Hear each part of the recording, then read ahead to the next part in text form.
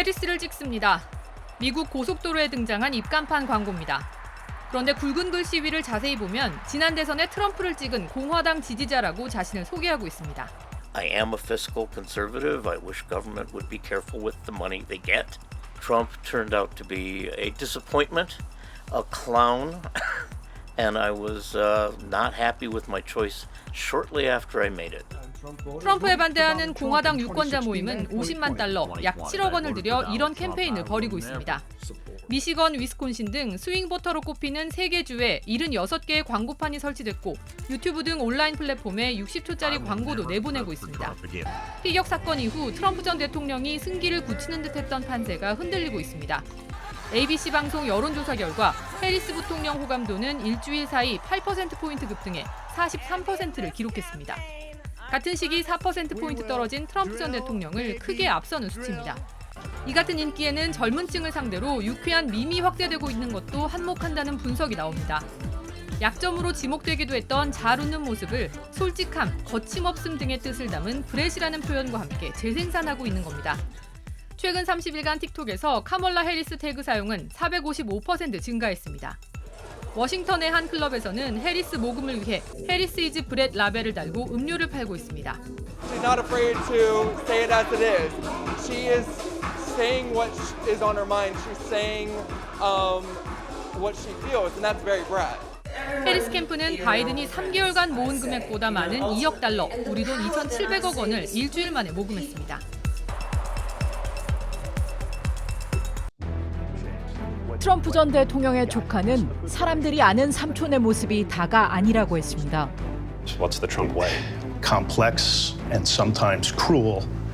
And within every family, people know this, families are complicated. Every family has their crazy uncle. My Uncle Donald is atomic crazy.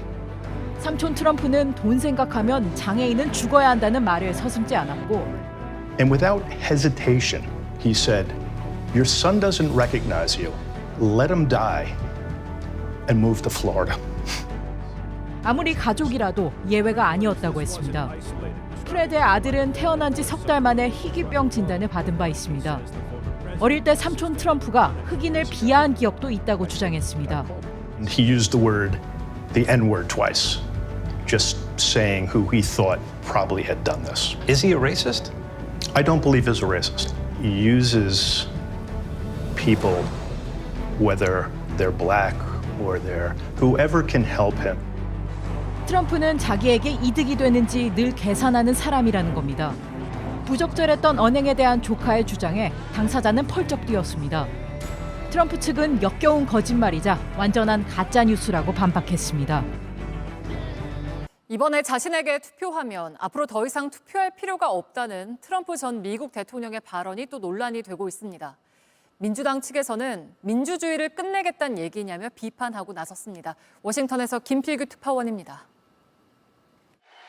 도널드 트럼프 전 대통령이 플로리다에서 열린 한 보수 기독교 단체 행사에 참석했습니다. 기독교 유권자들의 투표율이 너무 낮다고 지적하는 과정에서 논란이 될 만한 발언이 나왔습니다. Get out, you gotta get out and vote. In 4 years you don't have to vote again. We'll have it fixed so good you're not gonna have to vote.